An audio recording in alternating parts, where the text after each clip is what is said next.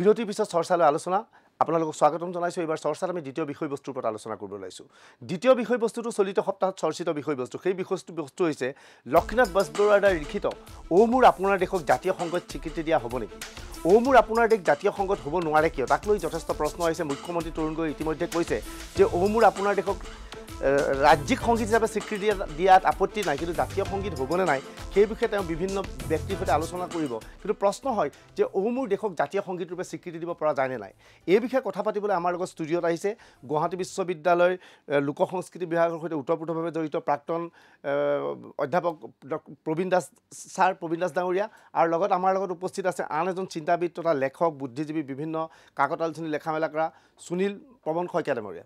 আপোনাৰ দুইকে NDTVৰ এই বিশেষ অনুষ্ঠানলৈ স্বাগতম জনাইছোঁ। মই প্ৰথমতেই সুনীল পৱন শইকীয়াৰ ওচৰত যাব বিচাৰোঁ। মই আপোনাৰ পৰা সুধিব বিচাৰিছোঁ যে অ' মোৰ আপোনাৰ দেশক আমি সৰুকালৰ পৰা শুনি আছোঁ জাতীয় সংগীত হিচাপে, কিন্তু আনুষ্ঠানিকভাৱে জাতীয় সংগীত ৰূপে ইয়াক স্বীকৃতি দিয়া অহা নাই। আপুনি কি ভাবে যে ইয়াক জাতীয় সংগীত ৰূপে স্বীকৃতি দিয়াত কিবা বাধা আছে নেকি? ধন্যবাদ ভূঞা, কিন্তু মই শইকীয়া নহয়, সুনীল পৱন বৰুৱা যিয়েই নহওক। চাওক, কথা হ'ল কি, এটা নতুন এটা বিতৰ্ক হৈছে অ' মোৰ আপোনাৰ দেশক লৈ। ইয়াৰ মাজেদি আমি এটা কথা বুজি পালোঁ যে চকুৰে দেখা চব কথা সঁচা নহয়। এই চকুৰে দেখা চব কথা সঁচা নহয়, এইটো হ'ল বৈজ্ঞানিক দৃষ্টিভংগী, বিজ্ঞানসন্মত মানসিকতাৰ এইটো প্ৰথম সোপান। ঠিক তেনেধৰণে আমি সদায় শুনি থকা কথাবোৰ সঁচা নহ'ব পাৰে। এইটো আকৌ এটা সমাজ বিজ্ঞানৰ আন এটা ধাৰা। আজি আমিয়েই নহয়, বহুতেই নতুন আগৰ চামৰ বহু মানুহে অসমৰ জাতীয় সংগীত বুলিলে অ' মোৰ আপোনাৰ দেশকে বুজে। সেই বিষয়ৰ নতুনকৈ কোনো আলোচনাৰ থল নাছিল। কিন্তু ৰসৰাজ বেজবৰুৱা, লক্ষ্মীনাথ বেজবৰুৱা, যিজন এই ঐতিহাসিক গীতটোৰ যিগৰাকী ৰচক, তেখেতৰ 150 বছৰীয়া জন্ম শতবাৰ্ষিকীত এটা বিতৰ্কৰ সৃষ্টি হৈছে যে অ' মোৰ আপোনাৰ দেশ জাতীয় সংগীত নহয়। জাতীয় সংগীত হয়, চৰকাৰীভাৱে স্বীকৃত সংগীত নহয়। নিশ্চয়। তো এই লৈ বিভিন্নজনৰ মাজত ক্ষোভৰ সৃষ্টি হৈছে আৰু এই বিষয়ে যথেষ্ট বাদানুবাদো হৈছে। নিশ্চয়। কিন্তু মই ভাবোঁ যে এটা উপযুক্ত সময়ত এই বিষয়টো উত্থাপিত হৈছে। মই সুধিব বিচাৰিছোঁ বৰুৱাদেৱ যে অ' মোৰ আপোনাৰ দেশক জাতীয় সংগীত হিচাপে স্বীকৃতি দিয়াত কিবা বাধা থাকিব পাৰে নেকি? তাৰ পিছৰ কথা আহিব। হয়। এতিয়া কথা হ'ল কি, আপুনি যদি আজি মোক প্ৰশ্ন কৰে, মই আপোনাক প্ৰশ্ন কৰোঁ যে বিহাৰৰ জাতীয় সংগীত কি, মহাৰাষ্ট্ৰৰ কি জাতীয় সংগীত, নিশ্চয়, পাঞ্জাৱৰ জাতীয় সংগীত কি, এই মুহূৰ্তত মই দুই এজন কালি বিদ্যুৎজনক প্ৰশ্ন কৰিছিলোঁ, কিন্তু তেখেতসকলে পোনপটীয়াভাৱে ক'ব নোৱাৰিলে। মই নিজেও এই বিষয়ে সঠিক মোৰ উত্তৰ নাই মোৰ হাতত। কিন্তু 2003 চনৰ পৰা গম পালোঁ যে অপূৰ্ব বল্লভ গোস্বামী, যিজন সমাজ সচেতন ব্যক্তিৰ যোগেদি আজি এই বিষয়টো উত্থাপিত হৈছে, তেখেতে RTI যোগেদি গম পালে যে আচলতে 2003 চনত প্ৰথমবাৰ কৰ্ণাটক চৰকাৰে জাতীয় সংগীতৰ স্বীকৃতি দিছে। জ্ঞানপীঠ বঁটা বিজয়ী যিগৰাকী ব্যক্তি, তেখেতৰ এটা গীত স্বীকৃতি দিছে। কিন্তু তাৰ বাদে জাতীয় সংগীত, কোনোবা প্ৰাদেশিক জাতীয় সংগীতৰ কথা আমি সেই বিষয়ে নাজানো। এতিয়া চৰকাৰ সংবিধানৰ দ্বাৰা পৰিচালিত হয়। সংবিধান চৰকাৰৰ চৰিত্ৰ প্ৰতিফলিত কৰে, জনগণৰ নকৰে। আজি চৰকাৰে স্বীকৃতি দিলেও নিদিলেও আজি প্ৰায় 80-90 বছৰ হ'ল, ধৰক 103 বছৰ গীতটো ৰচনা কৰা হ'ল, আৰু 1924 চনত প্ৰথম অসম সাহিত্য সভাই স্বীকৃতি দিছে। 1929 চনত অসম ছাত্ৰ সন্মিলনে স্বীকৃতি দিছে। এতিয়া দুটা জাতীয় অনুষ্ঠান 1917 চনত প্ৰতিষ্ঠিত। এই দুটা বৃহৎ জাতীয় অনুষ্ঠানে যেতিয়া স্বীকৃতি দিছে, আজি প্ৰতিজন অসমীয়াই নিজকে যি অসমীয়া বুলি গৌৰৱ কৰে, আজি প্ৰত্যেকজনে সেইটো বুজি পায় যে এইটো জাতীয় সংগীত। কিন্তু চৰকাৰৰ যেতিয়া স্বীকৃতিৰ কথা আহিল, তেতিয়া গম পোৱা গ'ল যে এই বিশেষভাৱে যেতিয়া উত্থাপন কৰা হ'ল বিষয়টো, যে চৰকাৰে স্বীকৃতি দিয়া নাই, চৰকাৰ তেনেকুৱা স্বীকৃতি দিয়াৰ কোনো কথাও উঠা নাই। কিন্তু আমি ভাল পাইছোঁ যে এনে সময়তে প্ৰশ্নটো হৈছে যে 150 বছৰ জন্মজয়ন্তী নগাঁৱত দুটা বেচৰকাৰী অনুষ্ঠানে 29টা জনগোষ্ঠী ভাষাত এই অ' মোৰ আপোনাৰ দেশ পৰিৱেশন কৰিছে, 40টা ভাষাত অনুবাদ কৰিছে। তাৰমানে কিমান দলে শিপাই আছে আমাৰ মনত, এই কথাটো প্ৰমাণিত হৈছে। আৰু তাৰ লগতে এটা ইতিবাচক দিশ হৈছে এইটোৱেই যে মুখ্যমন্ত্ৰী তৰুণ গগৈদেৱে তেখেতে এটা ইতিবাচক সঁহাৰি দিছে যে তেখেতে এটা নীতিগতভাৱে এইটো কথা মানি লৈছে আৰু অতি সোনকালে এই বিষয়ে তাকে যাৱতীয় ব্যৱস্থা গ্ৰহণ হয় হয় মই আপোনাৰ ওচৰত যাম কিন্তু মই আমাৰ লগত প্ৰবীণ দাস ছাৰ আছে প্ৰবীণ দাস ছাৰৰ ওচৰত যাব বিচাৰিছোঁ যে এটা জাতীয় সংগীত হিচাপে স্বীকৃতি দিবলৈ মোৰ আপোনাৰ দেশত যি গুণ লাগে যিখিনি তেওঁলোকৰ এটা জাতীয় সংগীতৰ বাবে যিখিনি কথা লাগে যে গানটো কোনো ধৰণৰ বিতৰ্ক হ'ব নালাগে সেই গানটোৰ সৈতে অসমৰ প্ৰতিটো অঞ্চল প্ৰতিটো গাঁও ওতঃপ্ৰোতভাৱে জড়িত হ'ব লাগে এই সকলোবোৰ লক্ষ্মীনাথ বেজবৰুৱাৰ মোৰ আপোনাৰ দেশত আছে এতিয়াও বিভিন্ন অঞ্চলত চৰকাৰী অনুষ্ঠানত কাৰ্যসূচীত লিখা থাকে এতিয়া জাতীয় সংগীত পৰিৱেশন আৰু জাতীয় সংগীত পৰিৱেশন কৰাৰ লগে লগে মোৰ আপোনাৰ দেশ পৰিৱেশন কৰা হয় এনে অৱস্থাত প্ৰবীণ দাস ছাৰ আপুনি কি ভাবে যে মোৰ আপোনাৰ দেশক জাতীয় সংগীত হিচাপে স্বীকৃতি দিয়াত বাধা কিহৰ মুখ্যমন্ত্ৰীয়ে ক'লে যে ৰাজ্যিক সংগীত হিচাপে স্বীকৃতি দিয়াত আপত্তি নাই কিন্তু জাতীয় সংগীত হিচাপে স্বীকৃতি দিব পাৰিনে নাই তাক লৈ বিভিন্নজনৰ লগত আলোচনা কৰিব লাগিব অৰ্থাৎ আপুনি এইটো ক'ব পাৰে নেকি যে অসমত যিহেতু বিভিন্ন জনগোষ্ঠীয় লোক আছে গতিকে মোৰ আপোনাৰ দেশ যিহেতু অকল অসমীয়া ভাষাত লিখিত গতিকে আন ভাষাই আন জনগোষ্ঠীৰ লোকে প্ৰতিবাদ কৰাৰ আশংকাতেই চৰকাৰে ইয়াক জাতীয় সংগীত ৰূপে স্বীকৃতি দিয়া নাই প্ৰবীণ দাস ছাৰ আচলতে এইটো ভাষাৰ ভিত্তিক প্ৰশ্ন হ'ব নালাগে অসমীয়া জাতিৰ বা অসমৰ সকলো ব্যক্তিৰ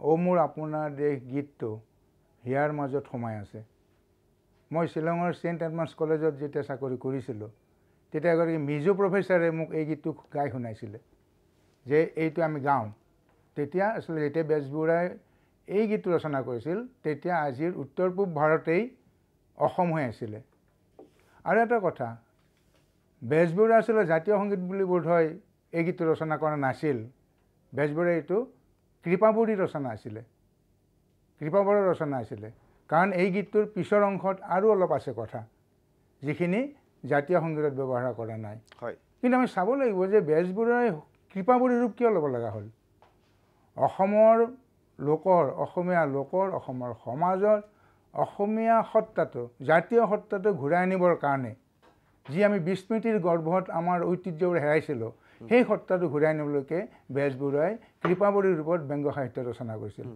সেই ব্যংগটো মানুহক হহুবৰ কাৰণে মানুহৰ জাতীয় চেতনাবোধ গঢ়াৰ কাৰণে গৈছিল আৰু কৃপাবৰৰ ৰচনাত এনেকুৱা বহুতো কথা আছে কৃপাবৰীৰ ৰচনাৰ ভাষাত লোকভাষাত এনেকুৱা বহুতো বস্তু আছে যিবোৰে অসমীয়া জনজীৱনৰ প্ৰতিনিধিত্ব কৰিছে অসমীয়া জনজীৱনক প্ৰতিফলিত কৰিছে গতিকে যিহেতু এইটো চৰকাৰী কথা বেলেগ পৰম্পৰাগতভাৱে এইটো অসমৰ সকলো মানুহে জাতীয় সংগীত হিচাপে লৈ আহিছে হয় আৰু এইটো কথা প্ৰমাণিত হৈছে বৰুৱাদেৱে কোৱাৰ দৰে যে নগাঁৱত কিমান জনগোষ্ঠীৰ লোকে এই গীতটো লৈছে আজি বহুতো ভাষাত এইটো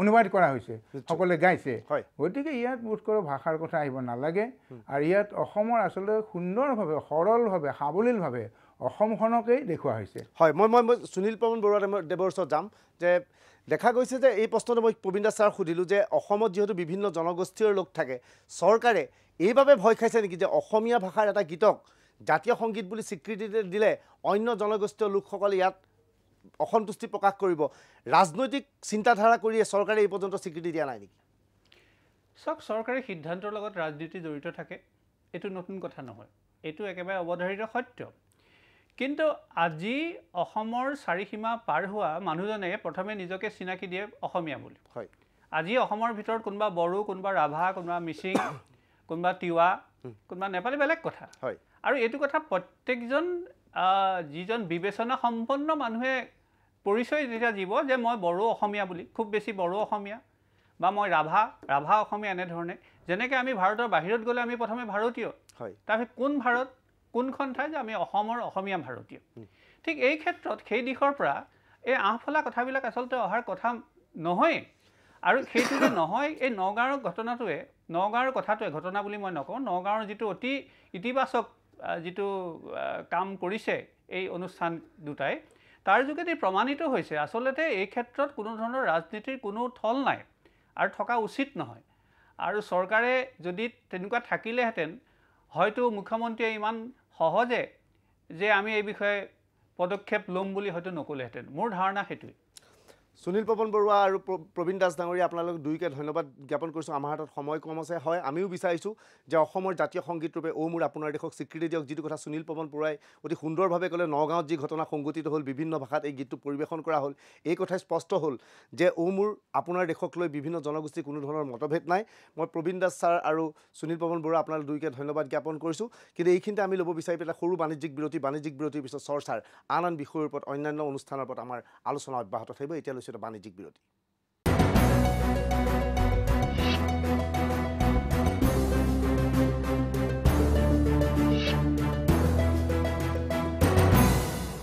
বিৰতিৰ পিছত চৰ্চালৈ পুনৰ স্বাগতম জনাইছোঁ। চৰ্চাৰ শেষ অংশলৈ আমি উপস্থিত হৈছোঁ। এটি পুৰণি গানেৰে আমি বিদায় ল'ম চৰ্চাৰ আজিৰ অনুষ্ঠানৰ পৰা।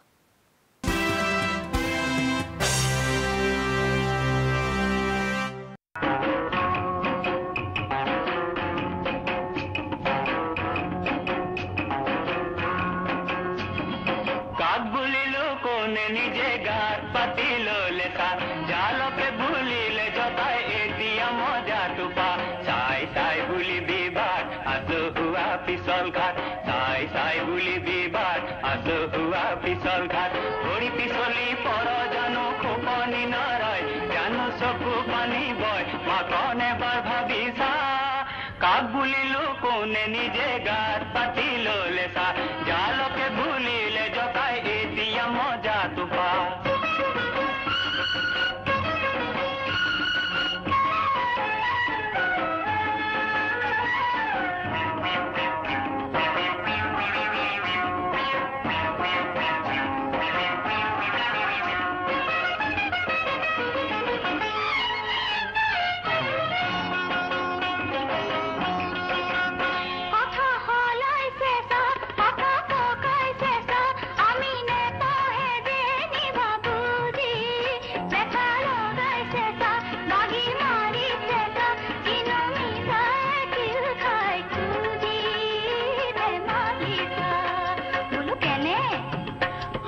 মানুহ মৰে কৈ আইকন চৰাই মৰে